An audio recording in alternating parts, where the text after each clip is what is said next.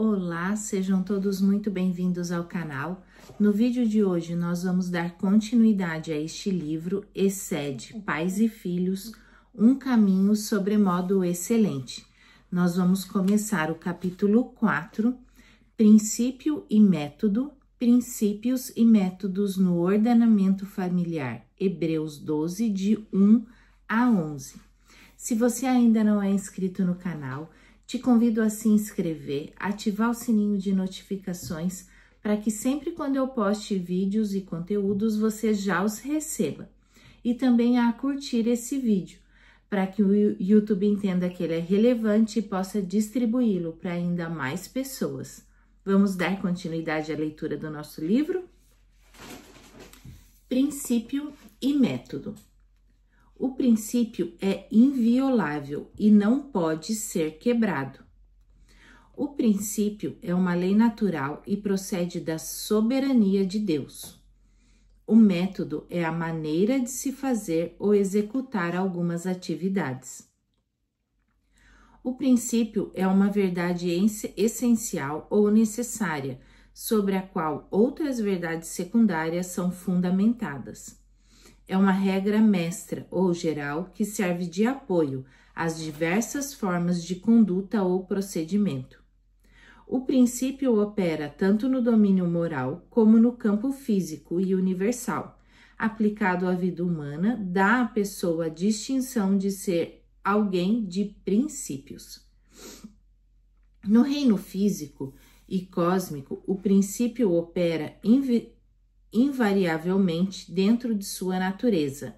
Exemplo: a força da dilatação dos corpos, a força da gravidade, aqui o princípio diz respeito ao que é. O método, por sua natureza relativa, está afeto ao que pode ser. Princípios são poucos, métodos são muitos. Princípios são essenciais, métodos são secundários. Princípios são gerais, métodos são particulares. Princípios são inflexíveis, métodos são ajustáveis. Princípios são universais, métodos são particulares. Princípios são soberanos, métodos são subordinados. Princípios são permanentes, métodos são temporários. Princípios são divinos, métodos são humanos. Princípios são insubstituíveis, métodos são opcionais. Princípios são predeterminados, métodos são eletivos. Princípios têm o mesmo caráter, métodos podem ter caráter diferente, podendo ser bons ou maus. Princípios são intransigíveis, métodos são negociáveis. Aplicação de princípio e métodos na formação e desenvolvimento da família. Educação de filhos. Princípio, disciplina. Método, ensino, demonstração, explicação, correção, exemplos, repreensão, admoestação, restrição, punição física, privação e etc. Observação.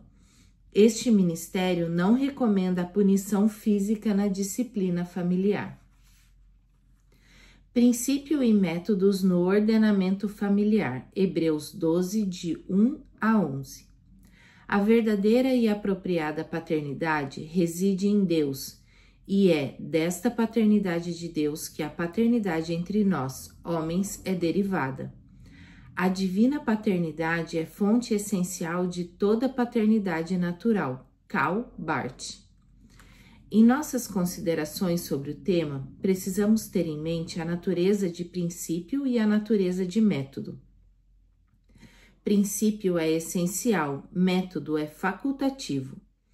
Em nosso texto, temos o princípio da disciplina e os métodos para a aplicação dela.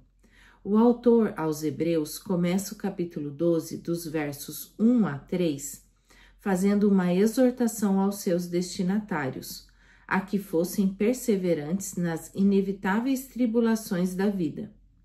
No verso 4, o apóstolo confirma que está escrevendo sobre a luta dos cristãos judeus contra o pecado e recorda que eles não tinham ainda chegado ao clímax das provações, o que teria como parâmetro o próprio sangue. Aqui o texto nos dá algumas razões por que devemos levar sobre nós com bom humor e alegria os sofrimentos da vida. Devemos carregar sobre nós os sofrimentos, pois nossos pais na fé nos deram o exemplo. Devemos suportar os sofrimentos, porque Jesus suportou tamanha oposição dos pecadores contra si mesmo. Devemos levar nossos sofrimentos, porque eles vêm de Deus, como instrumentos para nossa disciplina. Em seguida, o autor traça um paralelo entre o tratamento que Deus aplicou para a nação de Israel e o tratamento que os pais, também da velha aliança, aplicaram sobre os seus filhos. Devemos lembrar que esta é uma carta aos Hebreus e o apóstolo usa a cultura judaica como fundo da sua mensagem. Ele ilustra as provações com a forma como os pais tratavam seus filhos. Quando o autor se refere aos agentes da disciplina, ele usa a palavra kurios, Senhor, para designar quem é esse Deus, e pai, pater, para designar quem é que aplica a disciplina sobre os filhos. É bom que fique mais claro ainda. Um agente é kurios, é o Senhor Todo-Poderoso. Ele é e está acima dos anjos, dos patriarcas, juízes, reis e profetas. Ele é superior a todos os Césares de Roma. Ele é o único que possui toda a autoridade nos céus e na terra. É o único que é o dono de tudo e de todos. Ele é o Alfa e o Ômega. O outro agente é o ser humano, o Pai, corrompido, falido, destituído de autoridade, injusto, sem padrão divino, adúltero, incrédulo, condenado por seus próprios pecados. Os pais são agentes de Deus para aplicar disciplina sobre seus filhos. Nós, como pais, estamos destituídos do nosso legítimo pater exousia, pater potestas, pátrio poder. Em nossa atribuição foi corrompida e hoje, pelo mau uso dessa função orgânica, vivemos em grande confusão, dor, vergonha e sofrimento.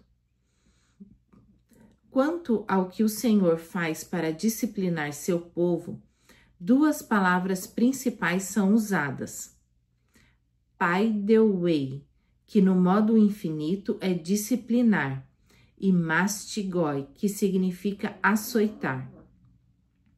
Mastigoi, no infinitivo, o verbo significa chicotear, castigar, punir, açoitar, flagelar, afligir. Uma definição que consultei de uma tradução para o inglês diz que mastigoi é o uso de um chicote para punir pessoas, alguém ou alguma coisa, animal ou a natureza, parênteses nossos, causando extrema miséria e profundo sofrimento, especialmente em larga escala, presumivelmente vindo da divindade. Paideuei, a outra palavra que também se refere à atuação dos pais, é a palavra grega, de onde tiramos nossas palavras pediatria, pedagogia, pedagogo. O uso dessa palavra em alusão ao que ao Senhor aplica sobre o seu povo mostra que ele atua não só como alguém que castiga, mas também como um pediatra, como um que conduz a criança ao ensino.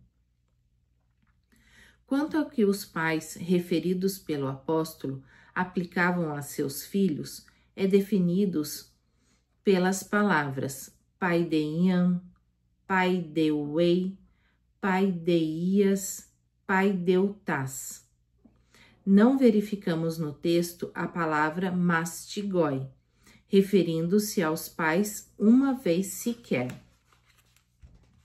Então, as palavras disciplinares relacionadas ao pater potestas não indicam punição física, mas apenas uma primeira instância educacional ou pedagógica. Entretanto, o fato de o apóstolo relacionar a disciplina de filhos com provações, no caso enviadas por Deus, ao que me parece, indica que nossos pais foram além do pai de Ian e chegaram até o mastigói. Aqui precisamos notar que a autoridade paterna foi redimida por Jesus Cristo na cruz, mas em muitos casos não foi ainda implementada na vida dos pais. Muitos pais cristãos exercem seu pátrio poder sobre a orientação da velha aliança e sob o estado da queda. Concluindo, sou grata ao autor de Hebreus por ter sido feliz ao admitir, mas foi pelo Espírito Santo que entre o tratamento dispensado por Deus no presente e o tratamento oferecido pelos pais no velho regime, existe uma grande diferença de caráter e padrões. No verso 10 temos: os nossos pais humanos nos corrigiam durante pouco tempo, pois achavam que isso era certo. Mas Deus nos corrige para o nosso próprio bem, para que participemos da sua santidade. Em outra versão, pois eles nos corrigiam por pouco tempo, segundo melhor lhes parecia. Deus, porém, nos disciplina para aproveitamento a fim de sermos participantes de sua santidade. Dois agentes diferentes, duas medidas diferentes, dois agentes diferentes, dois padrões diferentes. Eles, ou seja, nossos pais, tiveram seus padrões de disciplina, que de acordo com o texto era segundo melhor lhes parecia. Esse é o padrão dos pais, padrões humanos, padrões decaídos. O resultado da aplicação da disciplina pelos pais nesse padrão foi: e os respeitávamos, verso 9. Contudo, os pais e os filhos sempre tiveram os mesmos problemas. Esse não era um respeito satisfatório, pois a punição física atua como repressão e traz resultados de contenção imediatos. O padrão e o resultado da disciplina de Deus estão patentes na sentença. Deus, porém, nos disciplina para aproveitamento, a fim de sermos participantes de sua santidade. Vamos terminando a leitura por aqui. Desejo a todos vocês um abençoado final de semana e até a próxima.